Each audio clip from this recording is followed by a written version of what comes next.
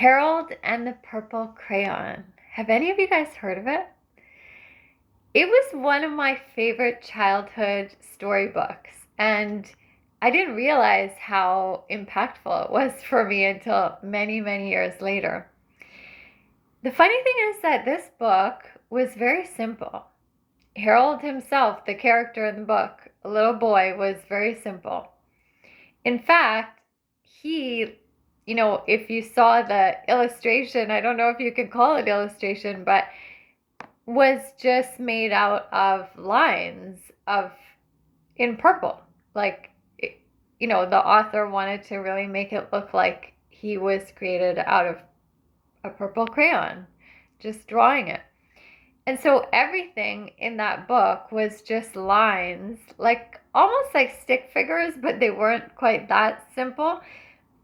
They had curves and stuff, but everything was drawn as lines without being colored in. There was nothing fancy. There weren't all these amazing other colors or background or anything. It was just whatever Harold wanted, it came onto the page as purple lines, and he kind of created whatever he wanted. So if he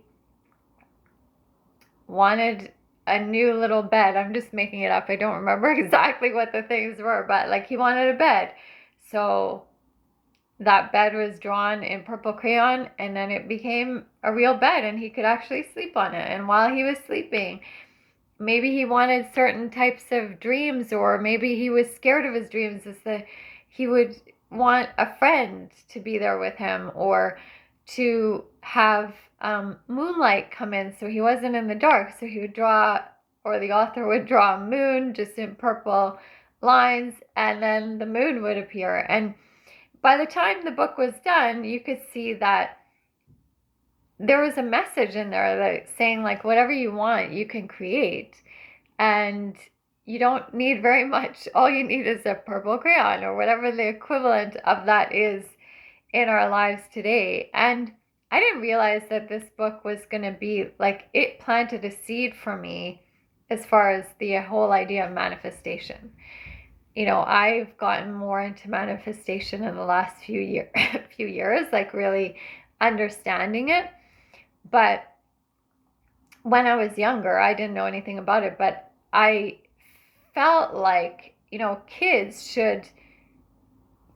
live into that energy all the time. Like, they imagine, they create.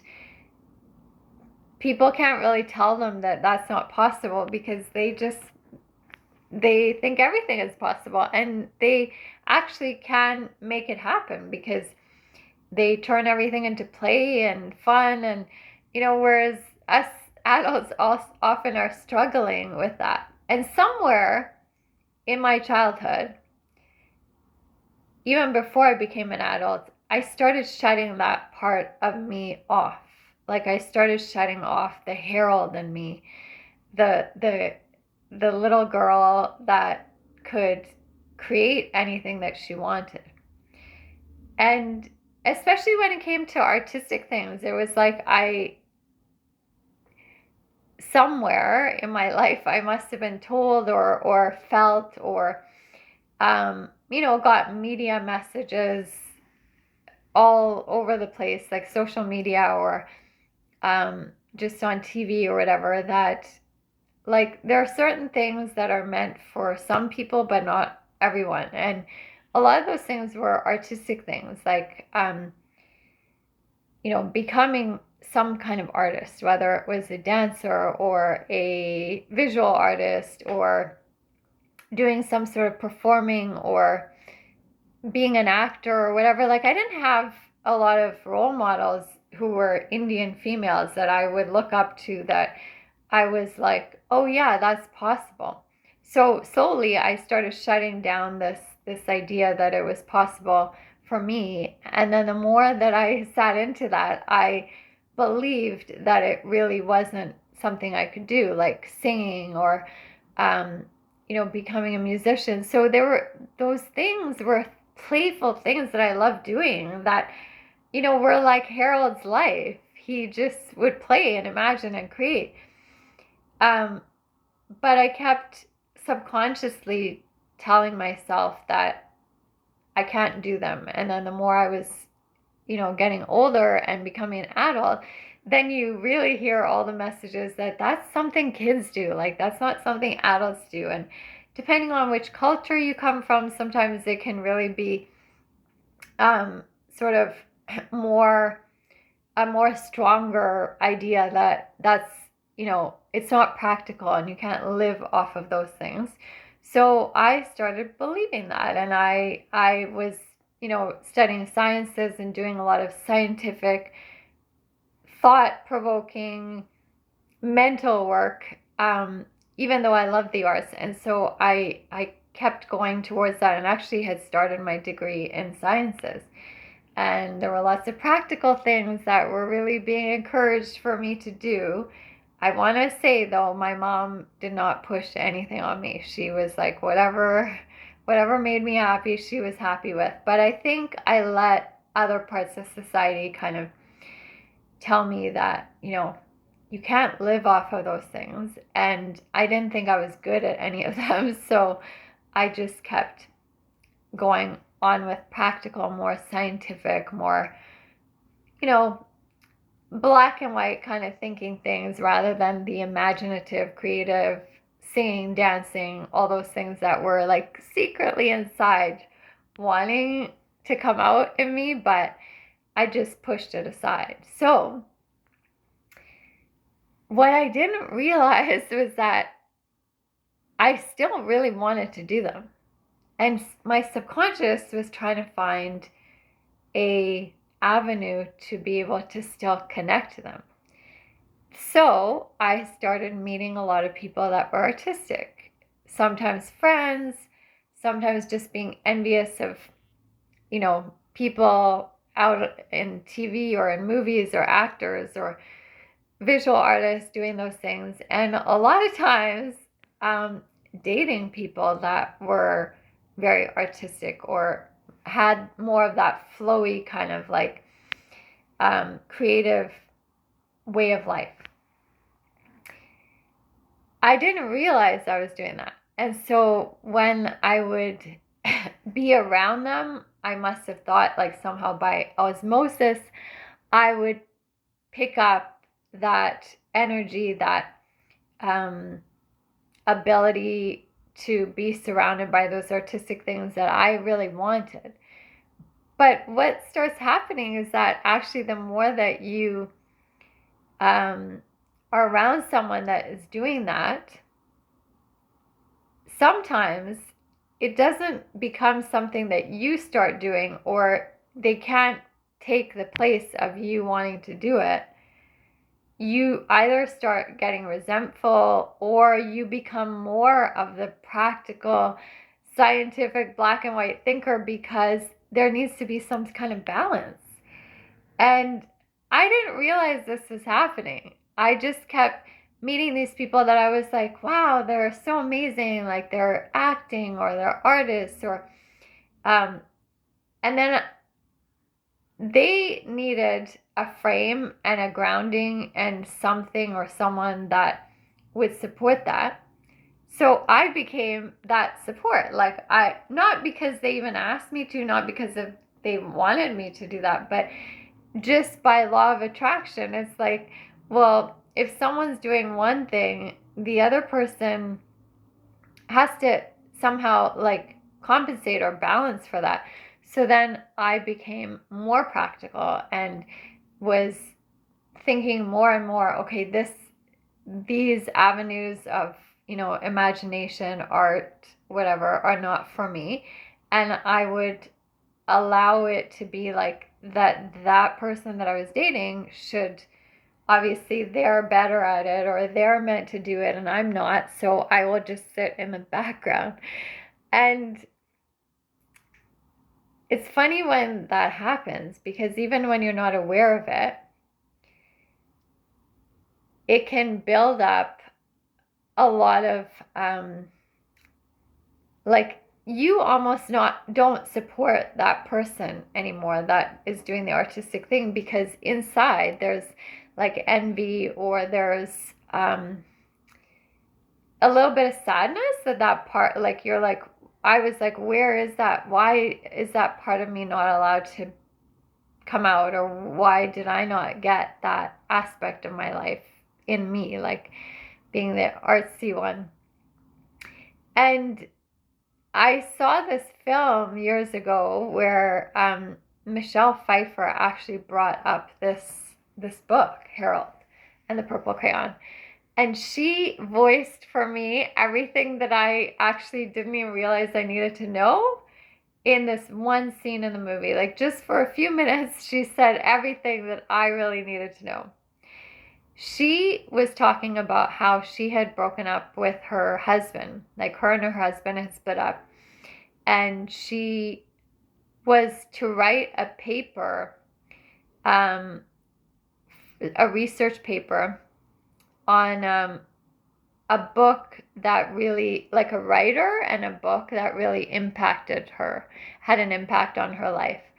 And while everyone else was choosing like really great philosophical writers, like, you know, writers who have passed away like hundreds of years ago, or people that were really like philosophers and well-known writers from a long time ago, she decided to pick Harold and the Purple Crayon as her book that she was going to explain why this book really resonated with her and how it would display like what she felt,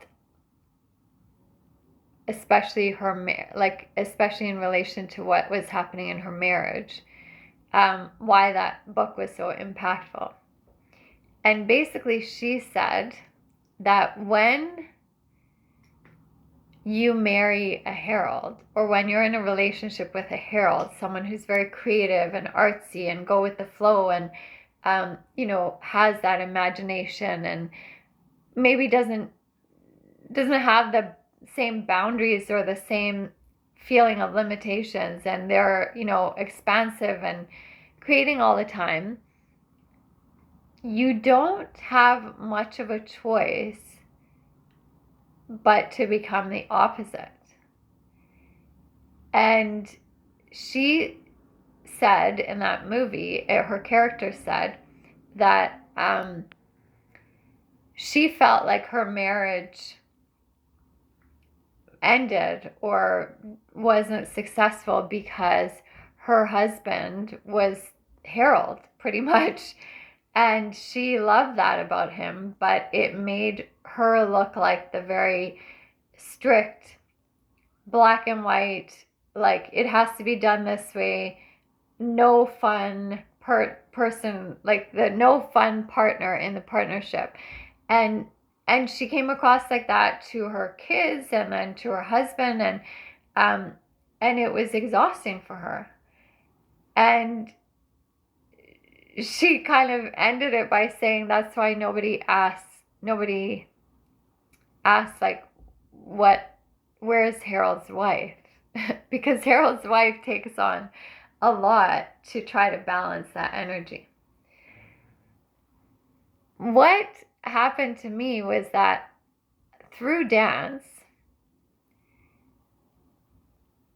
I was able to bring out Harold, the Harold in me that I thought didn't even exist anymore, or maybe it never did. But dance started showing me that I could be Harold, that there's a Harold inside me, that there's a creative, imaginative, explorative, I don't know what the right word is, person in me that can create and be expansive and have fun and be playful, and that I don't need to be with someone like that in order to get that in my life. I just needed to be it and find it in myself. And I believe that dance actually not only got me there, but it was my purple crayon. Like, dance was the avenue, was the medium that allowed me to draw into and create into my life as Harold, the one that could be the creator, the one that could be artistic, the one that could be playful, the one that could be fun. Like I've said in previous videos, when I was growing up, I just thought that I was not the fun one. Like especially in relationships in the start, I just felt like I was always dating people that were really fun, which was great for me, I thought. But then it wasn't, because then I felt more and more that I was not the fun one, and that I was the one that um, had to, you know, keep the frame of everything, while the partner got to play and be the picture and be the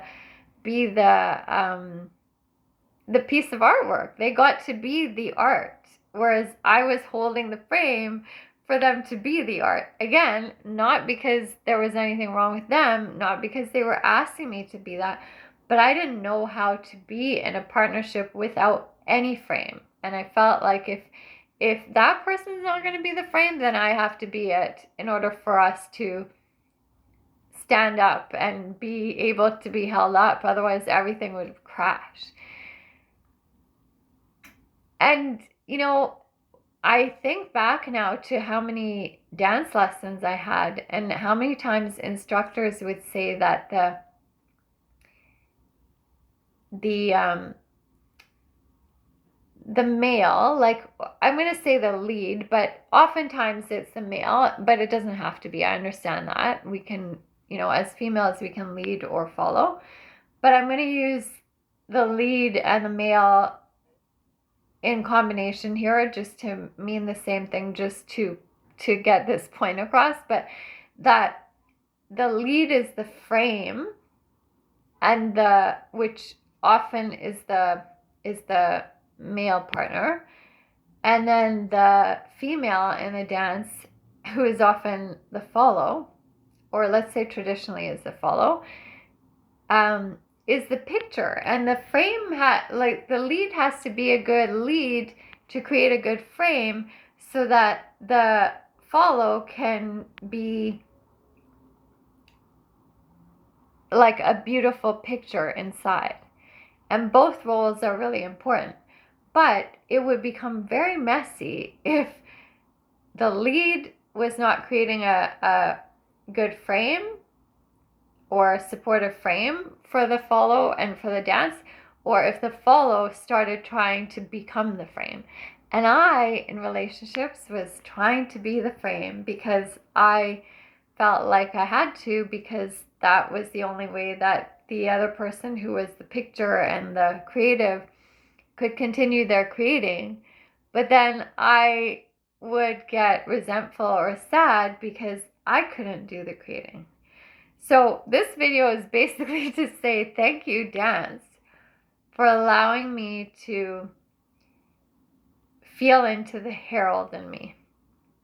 I don't know what female name with an H we could come up with that. The Harriet, I don't know what it is, but I didn't realize that I wanted to be Harold, like for most of my life.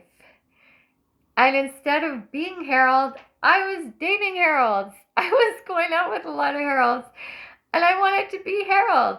And I wanted to be with someone that would allow me to be Harold. And I didn't realize it didn't even need to be someone. I just needed a purple crayon. And it just so happens that dance became that purple crayon for me. So thank you so much for listening to this. I will continue this concept in my next video. I know it's a bit abstract, but I hope that you got something out of it. And I would love to hear if there are any books out there that have really impacted you and your life and the way that you live your life, especially if you have heard of Harold and the Purple Crayon. Maybe you will look at it differently from now on. Thanks for listening.